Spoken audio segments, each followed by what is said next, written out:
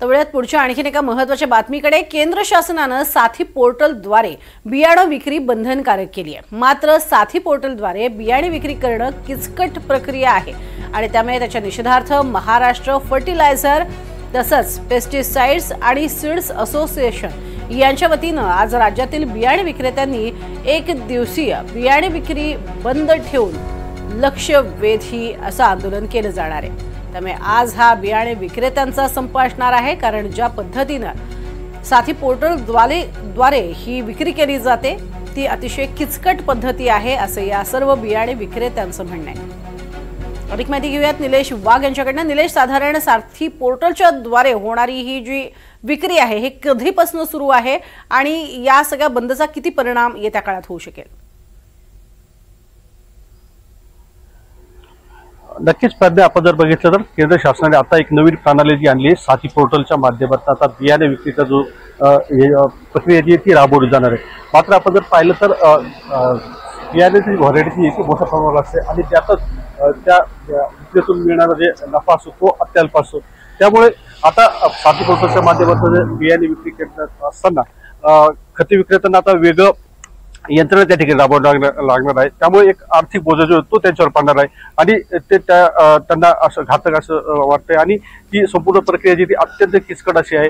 आपण जर पाहिलं तर पेरणीचा हंगाम असेल, रब्बी असेल किंवा खरीप असेल, हा हंगाम जो असतो तो 7 ते 8 दिवसाचाच असतो आणि त्या काळातच मोठ्या प्रमाणावर बियाणे विक्री होतात। मात्र हे बियाणे मोठ्या प्रमाणावर असल्यामुळे ते सगळं अपलोड करणं आणि ते शेतकऱ्यांना देणं ते शक्य होणार नाही। त्यामुळे खरी पेरणीचा हंगाम जो आहे तो सुद्धा लांबणार आहे आणि त्यातून बियाणे विक्रेते आणि शेतकरी यांच्यात देखील वाद होण्याची शक्यता निर्माण झाली। त्यामुळे या सगळ्या प्रक्रियेमुळे बियाणे विक्रेत्यांचा कुठेतरी ह्या बंदला या साथी पोर्टलला विरोध आहे। माझ्यासोबत एक बियाणे विक्रेते आहेत, मला एक सांगा की एकंदरीत काय सगळं तोटा या प्रक्रियेचा होणार आहे? खर तर ही जे केंद्र सरकारने राज्यावर जो साथी पोर्टल पेज 1 व पेज 2 या माध्यमातून जो निर्णय लादलेला आहे त्या निर्णयाला आमचा राज्यव्यापी बंद आहे आज, त्याचा कुठेतरी विरोध केला पाहिजे म्हणून राज्यातील सर्व 85,000 कृषी विक्रेत्यांचा या ठिकाणी बंद आहे। खर तर ही जी योजना लावली आहे ही जी सरकारने शुद्धता व प्युरिटी व गुणवत्ता या आधारावर लावली म्हटलं जरी असलं तरी त्यासाठी पेज 1 आपल्याला पुरेसं आहे। पेज 1 वर कंपन्यांच्या धर्तीवर ही योजना चालू केली तर आमची त्याला कुठलीही हरकत नाही, कारण कंपनी एका ठिकाणून निघते आणि त्या ठिकाणी ही योजना केली तर आपण त्या ठिकाणी सुद्धा त्याची प्युरिटी शुद्धता पडताळू शकतो।